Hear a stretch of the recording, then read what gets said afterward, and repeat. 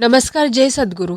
जय स्नेहा व्लॉगमध्ये तुम्हा सर्वांचे पुन्हा एकदा खूप खूप स्वागत आहे.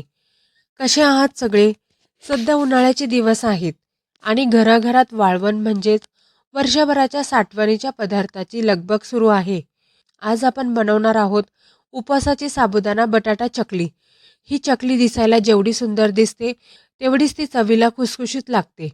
विशेष म्हणजे एकदा करून ठेवली की वर्ष ते 2 वर्षे ही चकली आरामात टिकते. उपवास नसताना ही खाऊ शकतो, इतकी भारी आहे. मला तर ही चकली खूपच आवडते. आज आपण ती अगदी सोप्या पद्धतीने कशी करायची हे तुम्हाला दाखवणार आहे. चला तर मग वेळ न घालवता सुरुवात करूया आजच्या रेसिपीला. बघा, इथे मी 1 किलो साबुदाणा घेतला आणि तो काल रात्री स्वच्छ धुवून भिजत घातला. भिजवताना त्यात साबुदाणा पूर्ण बुडेल इतपत पुरेसे पाणी ठेवलं होतं.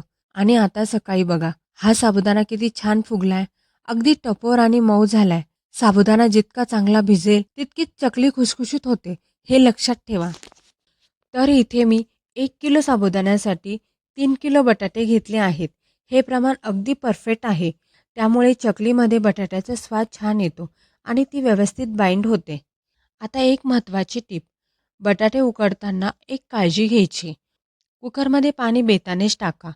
जर पाणी जास्त झालं तर बटाटे पाणी शोषून घेतं आणि मग आपलं चकलीचं मिश्रण पातळ होण्याची शक्यता असते.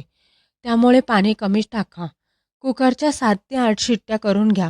आपला बटाटा आतपर्यंत व्यवस्थित शिजला पाहिजेत, पण तो गळगळीत किंवा पाणीदार होता कामा नये. आता आपले बटाटे छान उकडून झाले की ते गरम असतानाच त्याची साल काढून घ्यायची. कारण का गरम बटाट्याची साल पटापट आणि स्वच्छ निघतात. पण मात्र बटाटे हे पूर्ण थंड होऊ द्या आणि मगच किसा. बटाटे थंड झाले की त्यातला ओलावा कमी होतो आणि पीठ छान मळलं जातं. बटाटे सोलून झाले की मी ही मोठी किसणी घेतली आहे. बटाटे कधीही हाताने मॅश करण्यापेक्षा असे किसून घ्यायचे, कारण त्यामुळे आपल्या मिश्रणात गाठी राहत नाहीत. जर बटाट्यात गाठी राहिल्या तर सोऱ्यातून चकली पाडताना ती मध्येच तुटते. त्यामुळे आपल्याला थोडा वेळ लागला तरी चालेल, पण मात्र बटाटे नेहमी किसणीने किसूनच घ्यायचे. आता यामध्ये घालायचा भिजवलेला साबुदाणा. त्यानंतर या दोन्हींना चांगलं एकजीव करून घ्यायचं बरं का. हे दोन्ही एकजीव होणं खूप गरजेचं आहे. त्यामुळे आपली चकली मध्येच तुटत नाही. तर हे 4 ते 5 मिनिट मी चांगलं मळून घेतलं. तुम्हाला अगदीच वाटलं हे मिश्रण पातळ झालं आहे तर यामध्ये साबुदाण्याचे पीठ घाला. मी इथे 4 ते 5 मिनिट मळून घेतलं. फक्त लक्षात घ्या, मिरची आधी घालू नका, नाहीतर हाताची आग होईल. तर बघा, इथे मी चांगलं मळून घेतलं आहे. तिखटासाठी मी इथे तर लाल सुक्या मिरच्या मिक्सरला जाडसर वाटून घेतल्या आहे. लाल मिरचीमुळे चकलीला रंगही छान येतो आणि चवही छान येते. या जिऱ्या आणि चवीनुसार मीठ टाकू. आता हे सगळं मिश्रण आपल्याला छान एकजीव करून मळून घ्यायचं आहे. चला, तर मिश्रण तयार आहे आणि आता आपण आलोय गच्चीवर.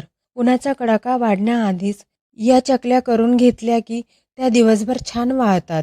बघा, सोऱ्यातून किती सहज या चकल्या पडतायत. आता या 2 दिवस कडक उन्हात वाळू द्यायच्या. तर कसा वाटला आजचा हा घरगुती पद्धतीचा छोटासा व्लॉग? आवडला असेल तर लाईक आणि शेअर नक्की करा. पुन्हा भेटूया अशाच एका नवीन रेसिपीमध्ये. तोपर्यंत बाय.